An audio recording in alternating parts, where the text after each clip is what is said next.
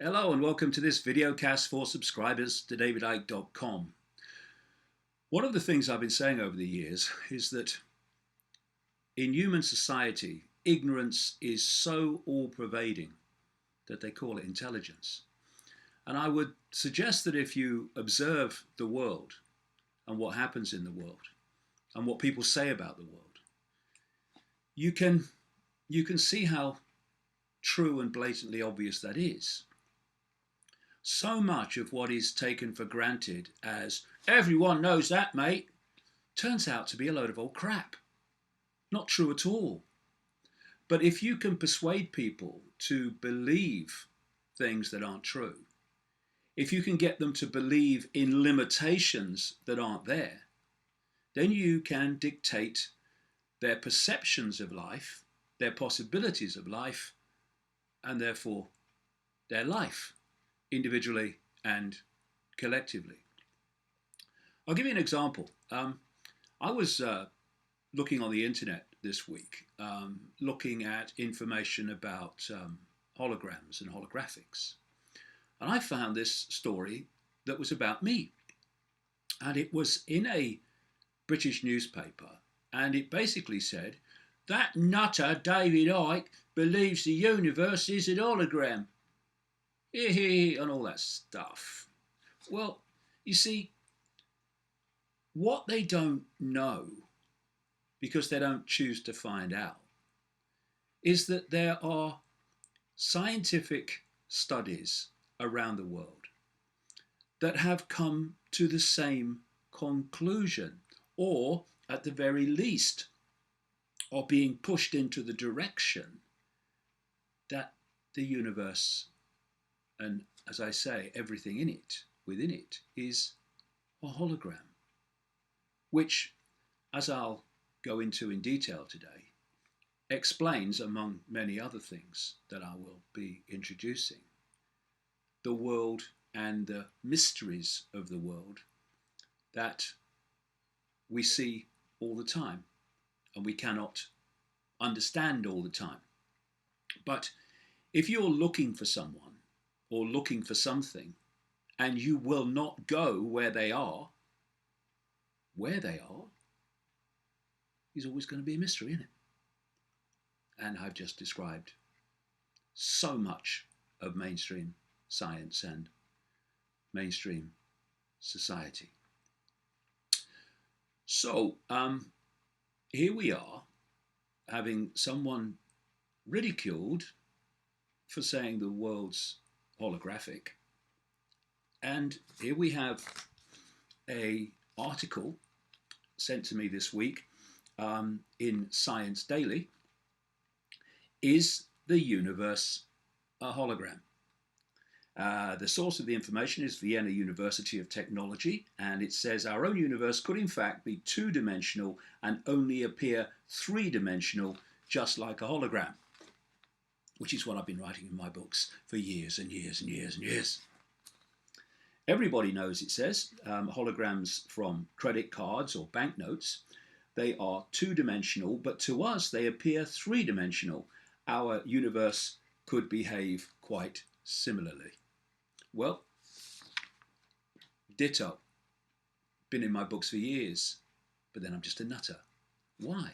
Because people's perception, particularly the media and the establishment in general, is so programmed in its reflex action responses and perceptions that when someone says something and it's got, he's a scientist, then they believe it, even if they tell him vaccines are safe, for instance. And scientists at one point, who call themselves scientists, said the earth was flat, if you kind of recall.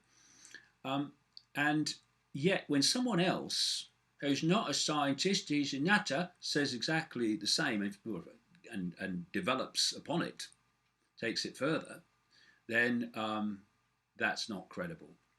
And it's these programmed responses, this programmed belief in where credible information comes from and where non-credible information comes from, that creates this society based on ignorance masquerading as intelligence. So we go to another story that came out this week. One step closer to artificial intelligence, scientists create cells replicating human brain processes. Now, why can they do that? How can they, if you like, technologically replicate the human brain? Because the body, again, as I've been writing for years and years and years, is a biological computer. And so you can replicate it in a, if you like, non-natural sense as a construct, because what you are replicating is a construct, a biological construct. Now, if the universe, our reality, is a hologram, and the body is a biological computer, this takes us to the next question. Well, who created them then? Which then takes us into areas of far greater intelligence, not difficult in most cases, I have to say, in fact, probably in all, greater intelligence in terms of technological ability, not necessarily wisdom, than humans. And so that takes us into, he thinks that aliens run the world. Oh my God. Did I say that ignorance is all-pervading to the point where they call it intelligence? Did I mention that? I think I might have done. If I didn't, I should have done. Many, many times. So the story goes on.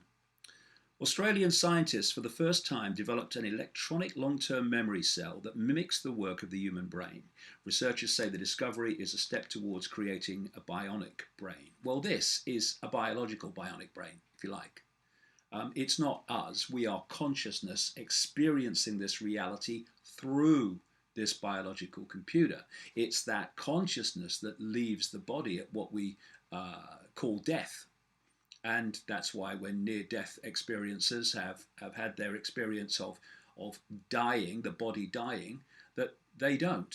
Their consciousness not only continues, it expands into a fantastic level of awareness not experienced within the body. Why? Because the body, the biological computer, operates and concentrates attention within a tiny range of frequencies, and thus that's all we can perceive while in the body. So when our consciousness leaves the body, suddenly these near-death experiences talk about this fantastic expansion of consciousness, awareness, and perception.